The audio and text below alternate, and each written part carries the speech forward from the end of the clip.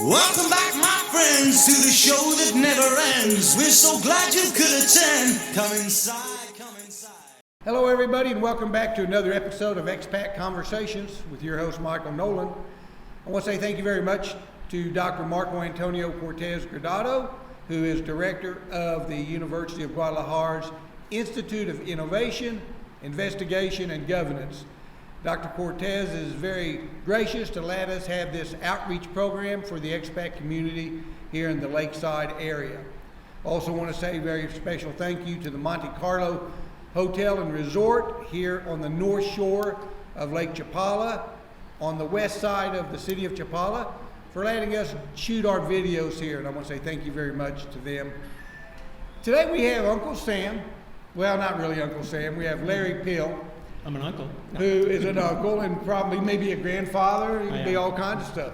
And he is with an organization called Democrats Abroad. And I was very fortunate several years ago in the Bay of Banderas area, Puerto Vallarta, when I had my radio show through the university, to have the Democrats Abroad organization on my radio show several times, talking about the different elections that were going to be happening in the United States. And they were very, very gracious for their time and mainly their information that they gave for all the expats on how to vote if you're an expat living in a foreign country, and especially in Mexico. We have a major election coming up again in the United States in November 2024. Candidates undecided yet, but you'll hear all about it sooner or later somewhere. These folks here are going to talk today about how to vote. If you're from Hawaii, if you're from Texas, if you're from Rhode Island, if you're from Illinois, New Hampshire, wherever you're from in the United States, you have to be registered. And I think part of it, from my memory, is in your state that you came down here from. Like I was living in Texas before I moved to Mexico, so I had to make sure I was still registered in Texas. And I don't know all the facts, I can't remember them all, but luckily these folks do. So I'm going to go ahead and turn the mic over to Larry, let him talk and kind of educate us, myself and you all, and then the young ladies who he's going to introduce right away can go ahead and also give information. Please, Larry, introduce everybody and their title, who they are, and if you don't mind, give a short bio. I know you're from the Chicago area, and I know Larry's from New Hampshire, correct? I'm from Georgia. Georgia! Well, I love me some Georgia peaches. Thank So you. thank you very much. I appreciate your time. Now I'll turn it over to you all. Alrighty. And I'd like to thank Dr. Cortez for putting this wonderful program together, and Michael, you for hosting it. So Thank you very really much. Appreciate it. I'm lucky to have with me today our chapter chair, Janet Payne from Georgia, and my wife, Roberta Kamai, or Dee Dee Kamai as she goes. Dee Dee and I are probably going to do most of the talking because we're talking primarily about you can do it from Mexico. What can you do from Mexico? You can vote from Mexico in any state that you came from in the United States. It's actually quite easy, and as you can see from the sign over there, there's a website, votefromabroad.org. Now, we help all U.S. citizens register and get their ballots here in Mexico by email. So you don't have to go back to the States. You don't have to have your son in Chicago or Minneapolis mail you the ballot. You can just sit right back here while you're enjoying your margarita and get your ballot by email.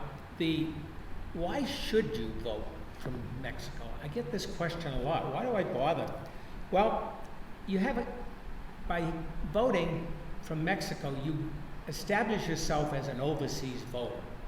Being an overseas voter tells all of our representatives that there are people overseas that have interests that may not be exactly the same as what someone living in a state might have, although we're aligned in many aspects. But there are expatriate kind of issues that are important to us, and so we have a voice in it. We're all paying taxes if we're subject to taxes, so it would be important, I think, to have some representation for your tax dollar. I think most people that are down here would like to support future generations. They may have grandkids or family back in the States. So we can make a big contribution by supporting that effort here in Mexico, and we can do it quite easily. And many of us are here get Social Security benefits, the right to go to the States and get Medicare, if that need to be. And I think most importantly in my mind, seeing that I know Uncle Sam quite well, we're here to save democracy. Yes. So, I'll ask Dee Dee occasionally to make some comments. Her Spanish is much better than mine, so at the end I know I'll have her say a couple words. And you, obviously, you'll interrupt me if I get too long-winded. So, can overseas voters make a difference? Well, is my vote even counted? Well, it sure is. Every state Secretary of State has to receive and count all ballots before they can certify the election in their given state. So your vote will get counted. It may be at the end of the list when it's counted, but it'll go in the total. We have actually, overseas voters have been critical in several elections to get people elected to Congress and the Senate. For example, I know that a while back, Al Franken from Minnesota, he became a senator because of the overseas vote. Same with John Tester, who's in Montana. And most recently, and most notable, I think, in 2020 election, the two senators from Georgia, your favorite state, were replaced by Senator Ossoff and Senator Warnock. The other very interesting fact is that the margin of victory in the state of Georgia was exceeded by the overseas vote. It affected the current president of the United States. We made a big difference in what happened to the United States. So, how easy is it to vote? It's actually very easy. We're lucky because there's a plan that's been put in place. We call it affectionately the MOVE Act, but it's got a long acronym, UOCAVA, but it's a law put in place that every state will sign into this program, and the U.S. military actually, Defense Department, administrates it because there are so many overseas voters that are in the U.S. service. But they also include expats living overseas. So this particular law allows every voter outside of the United States to get their ballot by email and submit it back to their state for counting. So we have a special form that's filled out annually. It's called the Federal Postcard Application, FPCA, belovedly. Unfortunately, it's not even a postcard anymore. It doesn't look like a postcard at all, but it is called the Federal Postcard Application. Right. And so when you're dealing with us in voting, you will hear us referring to the FPCA a lot, but it's just an application. Things change. So the FPCA gets actually sent out of a computer here, out of your computer, or we help anybody that has computer problems, usually at the Lake Chapala Society, but it may be other places, or on the phone. We help them put this document in the system and email it to their home state. What's your home state? It's where you made a residence last in the United States. So that, until you move back to the States and create another residence in a different state, that particular address is your voting address for the rest of your time overseas. It doesn't matter if they built a large supermarket or any kind of retail establishment on that site. That's still your voting address. You don't change it, and that's what you put on the form. You'll get your ballot by email 45 days before the election, and you'll get it on multiple elections. So if there's a primary, you'll get those also. So you fill out that form. It's good for the whole year that you fill it out, and it's pretty slick. It has an interesting insurance kind of policy tied with it, because a lot of people might go and call their Secretary of State's office in Georgia or Massachusetts or wherever and say, hey, I'd like to get my ballot overseas, and they can get it that way. But this particular plan run by the military actually has a unique application in that if for whatever reason you don't get your ballot, but you submitted that form, the federal government offers a federal ballot. So you get to vote no matter what. So it's kind of an insurance policy. I got a question. Yeah. We're talking a lot about federal. Yep. And I mentioned the presidential election and vice president, many congressmen, senators coming up. How about state vote? Say, you're from Texas, where I moved to Mexico from, and where I'm registered. Can I vote as an expat on not only the Texas state governorship, vice governor, jurisdiction questions? Say you're from Oklahoma and you want to know if they're going to be able to allow gambling at an Indian casino, and it goes on the state ballot. As an expat, can you vote in your state of registry on the state issues and the local elections also? It's a little bit of a complicated answer, but making it simple as possible, often you can. It depends on the state. The states still are, the voting election laws are still run by your individual state. So if you happen to come from a state that's a little more rigid in their approach, you may have more problems. But, for example, folks that are planning on going here for a few years and planning someday to go back to the States, they intend to return, they may get a bigger ballot with all of the questions, local and or at least state offices are being run. Okay. So it depends state by state, but one thing we provide is we have the background. If someone comes and has the question, can I vote? We can look up your state information and we can help you get the maximum that you want. You have a question, Dee? But it's really important, when we are registering people and we're helping them with their voting, we always tell them, there's a little box on the form that says, are you planning to return to the state or not? And many of us really don't want to return to the States, but we do definitely tell them, you've checked the box that says, I intend to return.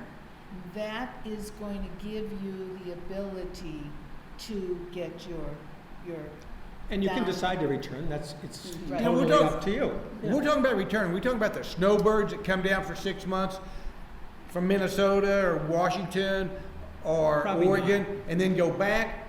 Because, as you know, most of the people from the northern part of the United States that come down here come down during the winter when it's really, really, really cold up there and it's really, really beautifully warm and tranquil here. But the federal elections, a lot of them are held in November, which it's usually cold there, so we have a lot of snowbirds down. So when you say returning, do you mean the snowbirds or do you mean people permanently? I'm meaning Or more both. permanent. Maybe both, but you can vote from overseas if you're kind of living here for a majority of your time. Okay. So certainly if you're here over a presidential or congressional election in November, well, you're kind of living here. Now, if you decide that, I've been in Mexico long enough, I have family issues, I have medical issues, whatever, I'm going to move back to the States, well, that's return. And you may do that because you know long term you want to go and take care of your grandkids or whatever. So it's very individualized, if you will. But if you're here for a majority of your time, then you have a right to vote from overseas as an overseas voter. Well, see, I'm on the other side of the corner. I want my grandkids to take care of me. I'm with you. Mine's only 6 months old, so I think I have Oh, well, I've got little older kids. So you don't have to have special driver's license from the state. You really just need your social security number and you know your Okay. address and you're certifying. It's self-certification, under perjury, blah, blah, blah. But you're there and you're committing that you're not voting in 2 locations. You wouldn't get counted anyway. But you have every right to vote while you're overseas from whatever state you're from. Okay. The final thing that I have, and then you may have some questions also. You should be aware, no matter how you get your ballot, that there is, it's a bit of a cautionary tale. There are certain jurisdictions, and I won't get into the politics because I'm trying to be independent on this whole thing, but in certain states that I've decided some of the election officials in those jurisdictions have decided it's better to try to eliminate voters from the rolls. So a lot of voters are getting purged in some states, and I know for one situation in Georgia, there was like 2% people might have not really lived there anymore, but maybe 30 or 40, multiple tens were taken off the voter rolls. So it behooves you when you get into the system that you check it once or twice, especially when you get close to election. Make sure you didn't accidentally get dropped off the rolls. Now it's Or deliberately. yeah. Well, Can you find out if you're on the roll? Who Yeah. would I call if I wanted to find out if I'm still registered to vote in the state of Texas? Excellent question. Now, the Secretary of States of most states have a website.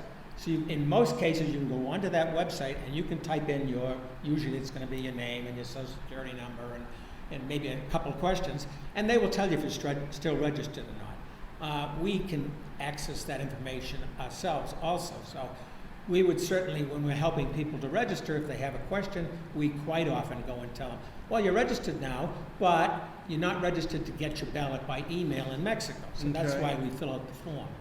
They could, if they're going to go back and be there in November or whatever, they can certainly do it. But we believe this system is so slick and so easy that you're really making life harder by not going this way. Well, I know different states and they have different voting times all over. I know one of the states, just Ohio, had a very important vote just a couple of days ago. Yes, they did. And you never do know when your state, God forbid, but some of the senators, congressmen, governors pass away. Or they decide to give up their office for some reason. And they have special non-scheduled type elections. You have to stay in tune to what's going on in your state or the federal. But do you need to be updating yourself all the time, your information? Technically, no. No? Okay. When you fill out this FPCA, we recommend everybody does it early January. For example, this coming year, January 15th is kind of like a International Voter Registration Day we're setting up. So if you fill out the form in that particular time frame, you are covered for every election for the rest of that calendar year. Now, most election offices should, in fact, send you the ballots. If there's a primary or a special election, you should be getting that. However, I will say, it behooves you to be a responsible U.S. citizen and keep track of what's going on in your own state. But you are certainly eligible to get your ballot, and you can always call your election official. I think I know mine by first name basis, and say, I didn't get my ballot yet, and they'll send it to you. So I interrupted you. What were you going to say? I'm sorry. I apologize. We Democrats Abroad, when we're helping people, we have access to every single telephone number for the different voting officials. Perfect. So if if you're having a problem, we also have a website. You want to talk about the website? I will. That was my closing Right, comments. because we have this website where if you are looking for that phone number, and most people, most officials get answer very quickly. But our website, if you get on our website, or if you get on our website, you can request the phone number of your officials in your state, and that would be a very easy way. You just mentioned something, excuse me. That's right. You just mentioned something 2 times. If you get on our website, would you please give out the information? What is your website? I'm sorry, well, It's the vote. go on, yeah. It's the vote from abroad, all one word. Okay. .org, and it's on that banner over there. It doesn't say Democrats abroad, it's just vote It's from abroad. votefromabroad.org. Anybody that's a U.S. citizen is certainly welcome to do it. It's both in English and it's in Spanish, and my wife's Spanish is much better than mine. So maybe you can explain that for those that are dual citizens and might be listening in. Si eres una persona que puede votar en los Estados Unidos, hay un área en el sitio donde pueden votar y es en español. Vote, pero todavía es votefromabroad.org y puedes tocar el sitio de donde dice en español. Let me ask you a question real quick. A lot of people that are living here in Mexico, especially this area and other areas, are elderly. They've retired, they've decided to move down, and they're living here the rest of their life.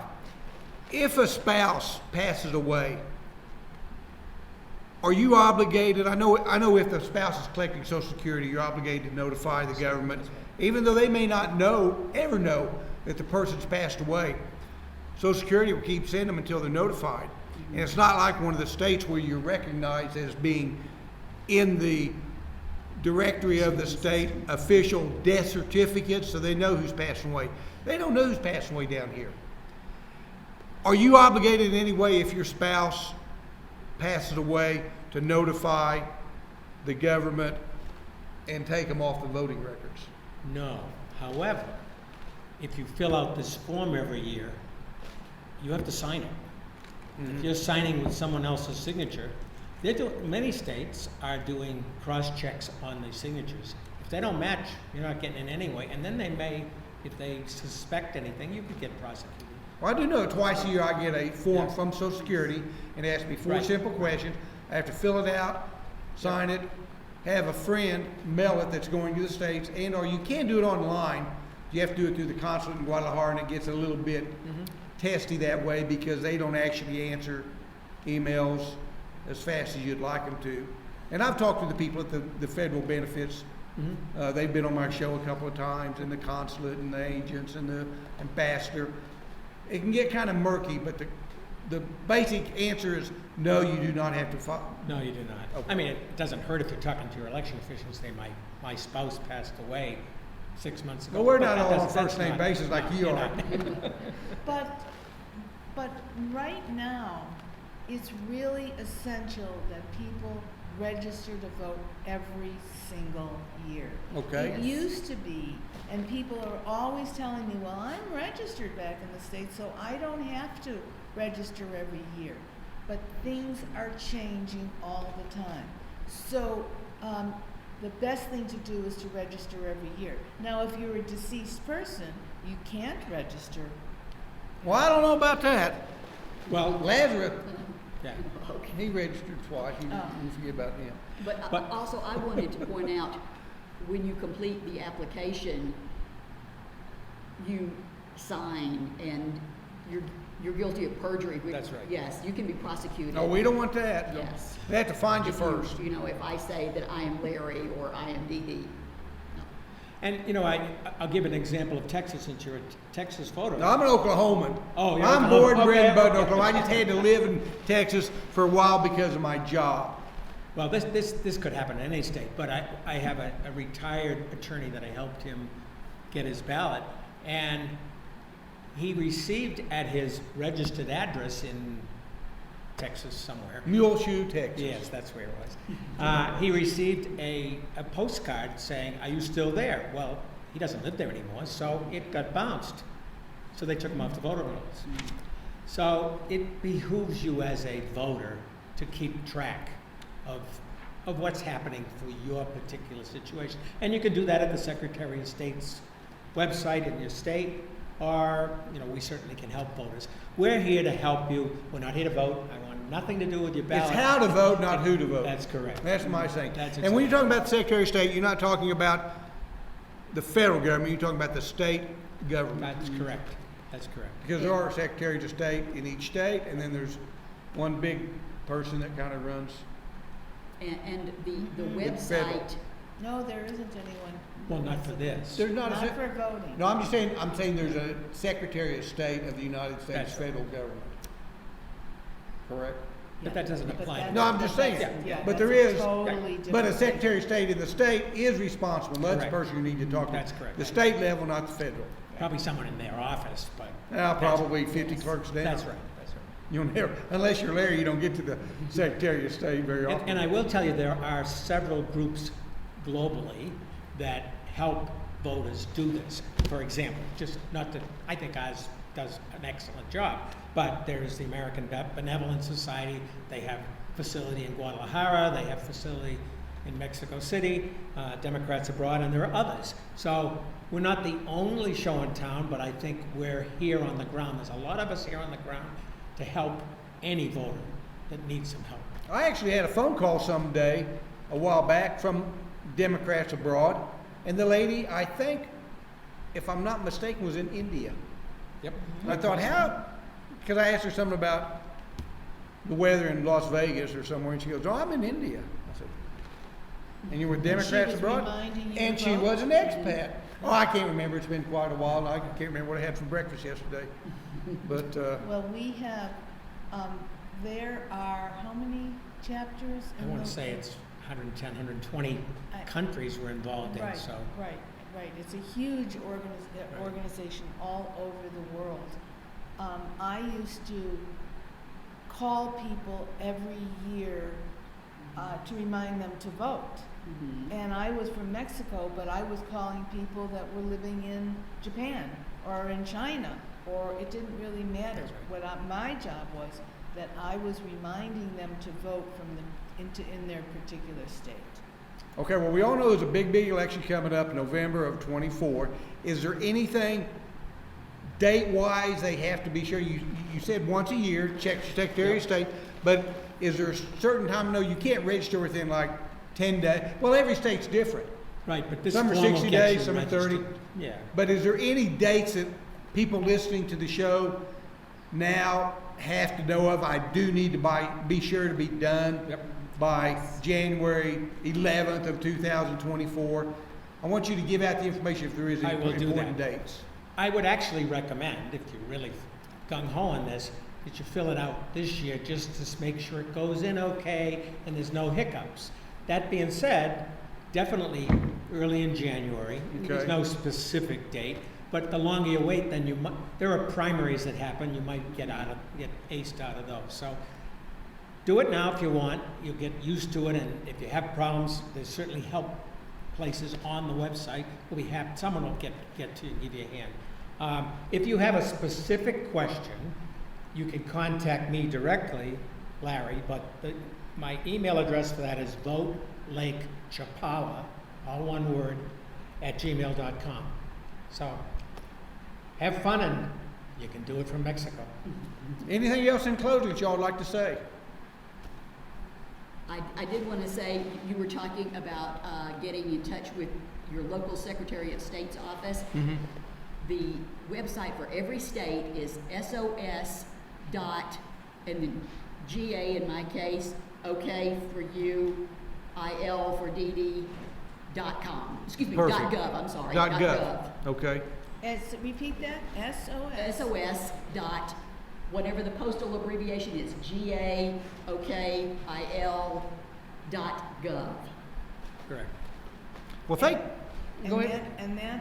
that is for, If you want to get in touch with the Secretary of State's office and ask any questions about your registration. that's great, Right.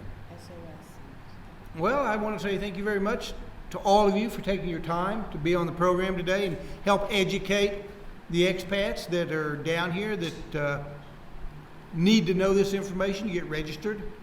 And I say thank you very much. Thank you. Thank you. Thank you. Thank you for having us. Well, we appreciate you all tuning in today. I hope this program was helpful to you all. I'm sure it was. I learned a lot. I'm sure you learned a lot. And we look forward to seeing you again on another exciting expat conversations with Michael Nolen in the future. So thank you very much. And again, thank you very much to all my guests for taking the time to come and be on the show. Thank Thank you. Real pleasure. Thank you. Thank you very much. Bye-bye. Happy trails to you until